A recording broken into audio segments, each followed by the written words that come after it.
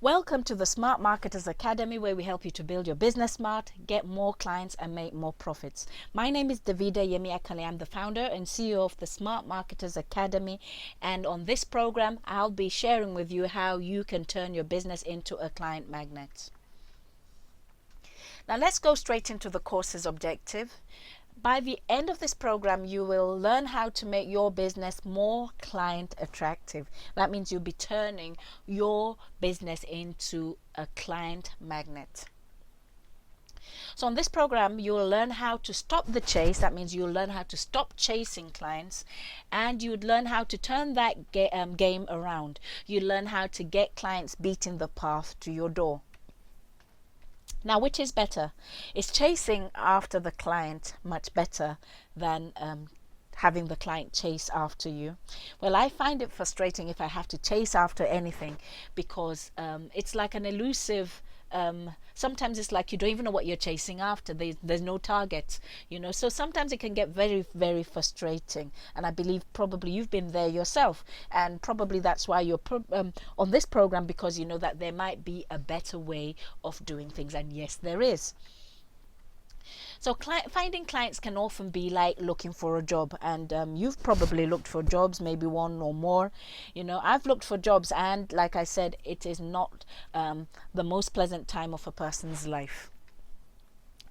People, you can look for the job, and it seems like every time you're near to getting the job, it develops wings. You get there, you're there at the interview, and you get a letter saying no, you didn't get it, or so, and so on and so forth. So it's not the best it's not the best time of most people's lives. People dread looking for jobs. Well, can you blame them? But there is a smart way of doing things in life. There's also a hard way of doing those things. Now, there's a smart way of looking for a job, and there is a hard way of looking for a job.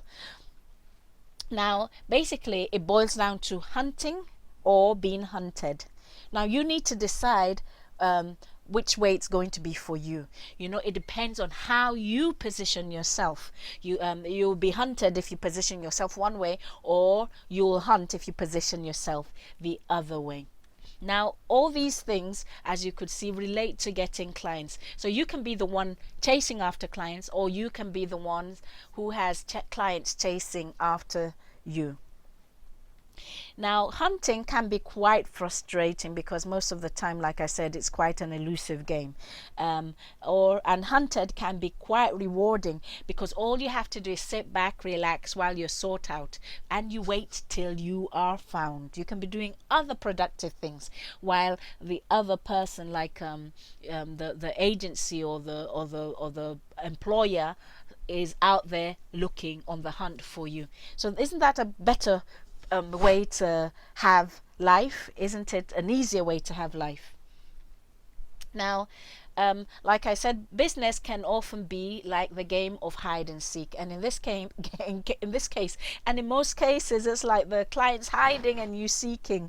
It's like you look everywhere, every hole, every corner, trying to find the clients. An elusive client. The thing is that we don't even know who the clients are. In most cases, most people don't even know who the clients are.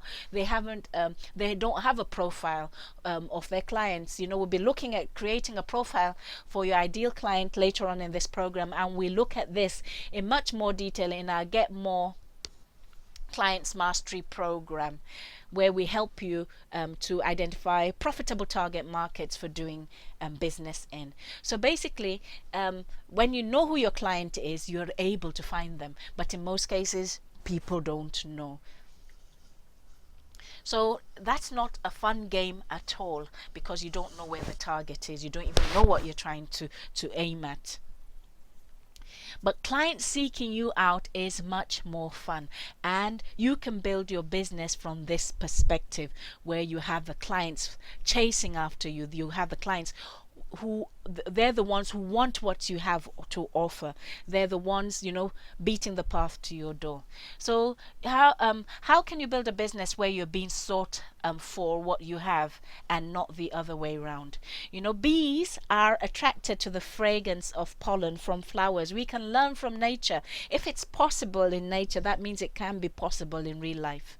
So basically, you have bees being attracted to flowers. The flower doesn't go chasing after the bee. So we can learn a lesson from the flower.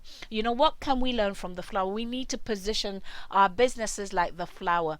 Now, there's something in the bee that causes it to be attracted to the flower. And it could be instinct, it could be a desire, but there's something in it that causes it to look for the pollen. There's something in it that causes it to be attracted to the fragrance or the nectar that comes from the flower. And because of what the flower has, the bee will constantly keep on coming back to it to get what it wants. Now, the same goes for bears. Bears are attracted to the sweetness of honey. You know, it is the sweetness of the honey that attracts the bear. So the honey stays put, and all it does is it remains sweet. You know, it remains sweet. So I can see this jar of honey, maybe with a smile on its face, just being sweet wherever it is. Now, yes, the bear will continue looking for that honey because there's something in it that tells it needs the honey. So as we work with our clients, we can look at our clients and say there must be what is in my client, what do they desire, what desires are unmet in my clients, you know, and how can I be the one providing those services or products. How can I be the one giving them what they are looking for or what they really desire. How can I be that business that they will constantly start to seek out. So it's time to change the nature of the game. It's time to position yourself as one who will provide what people are hungry for. The hungry will often seek to satisfy their hunger. You know, a hungry person would get up from where they are. They would walk miles just to satisfy their hunger. You know, a person who is thirsty will walk miles to satisfy their thirst till they can walk no more. So what are your clients hungry for?